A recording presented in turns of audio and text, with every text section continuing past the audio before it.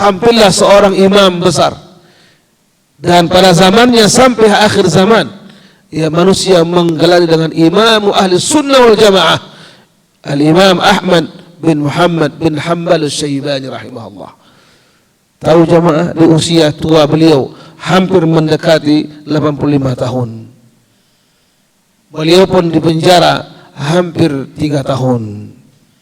Hanya mempertahankan satu kalimat. Ya, bukan satu partai. Bukan satu pilihan. Bukan terlibat korupsi atau skandal segala, bukan. Mempertahankan satu kalimat. Apa itu? Al-Qur'anu kalamullah. Satu. Yang dipaksa oleh pemerintah saat itu dan didukung oleh para ulama Mu'tazilah. Bahkan seorang qadi besar bernama Ahmad ibnu Ad-Du'ali, sama-sama Ahmad. Ahmad yang fasik Mu'tazili, Ahmad yang seorang Ahlus Sunnah wal Jamaah As-Salafi.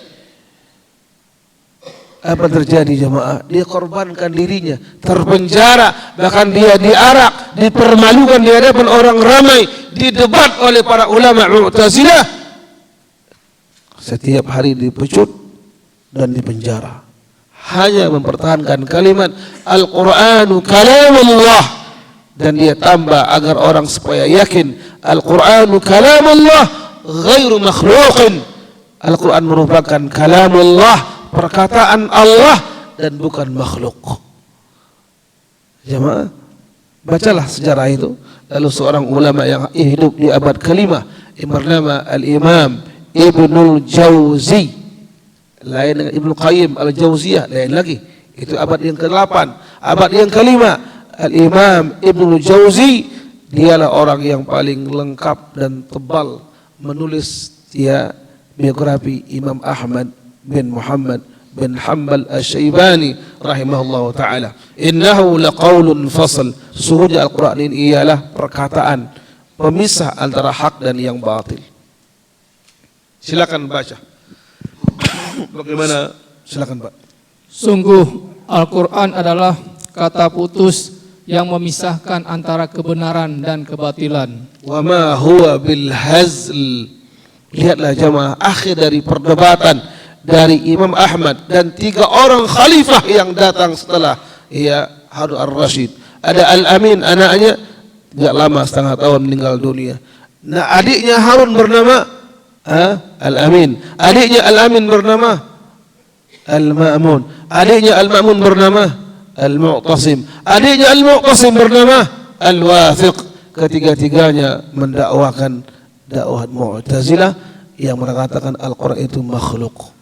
Ketiga-tiganya Allah istirahatkan di alam barzakh. Muncullah adik mereka yang keempat bernama Khalifah Al-Mutawakkil. Itu yang kembali mengikuti akidah Ahlus Sunnah wal Jamaah yang mengatakan Al-Quran makhluk. La, Al-Quran kalamullah wa ghairu makhluk. Debat di ujung itu ikhwan menarik sekali. Waktu sudah mulai habis. Debat yang indah sekali ketika sang khalifah menyidang 2 ulama besar ini, ulama Sunni, ulama Mu'tazili.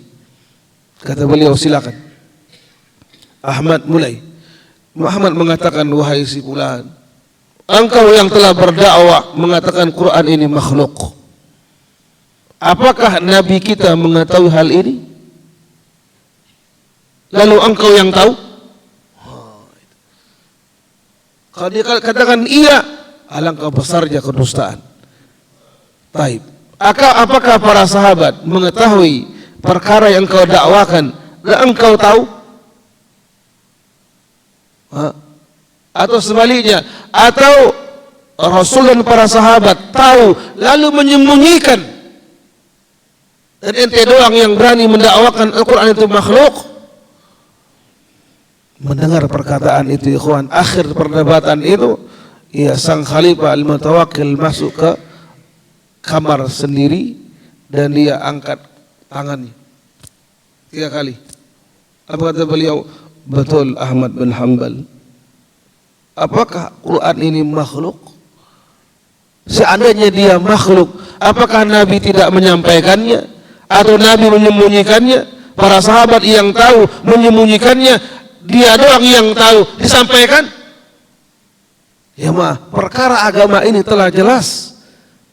Dan Nabi Allah wafatkan, mustahil Allah wafatkan jika tidak ada ayat yang berbunyi al-yawma akmaltu lakum. Sempurna sudah. Bahkan Nabi katakan setiap perkara yang mengantarkan kalian ke surga aku telah jelaskan. Sebagaimana segala amal perbuatan yang bisa membawa ke dalam neraka aku telah sampaikan. Perintah ikuti, larangan jauhi. Wa ma ataakumur rasulu fakhudhuhu wa ma nahakum anhu. Kurang apa din ini jelas jamaah. Ketika masuk akal, lalu menuhankan akal, mendewakan akal, muncullah orang-orang yang mulai di zaman adanya para sahabat, mereka orang-orang yang mengatakan, ya para sahabat telah kafir. Muncul lagi orang-orang Mu'tazilah, muncul lagi pada hari ini banyak orang mengaku nabi. Kurang apa sabda Nabi mengatakan la nabiyya ba'di? Kurang apa itu? La nabiyya ba'di. Tidak ada nabi setelahku. Tapi kadang-kadang manusia mengingkari karena apa? Hadisnya dhaif kata dia. Yang kuat cuma akalnya doang.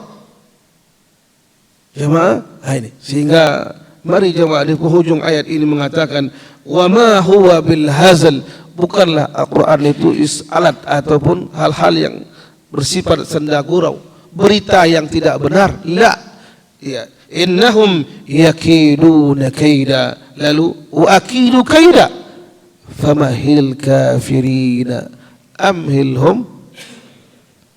Silakan Pak.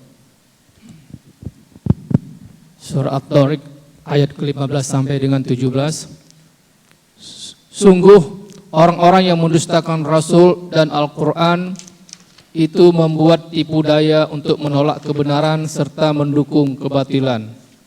Namun aku membuat tipu daya untuk memenangkan kebenaran walaupun orang-orang kafir benci. Oleh karena itu engkau jangan terburu-buru wahai Rasul untuk meminta turunnya azab terhadap mereka. Berilah mereka sedikit penangguhan waktu.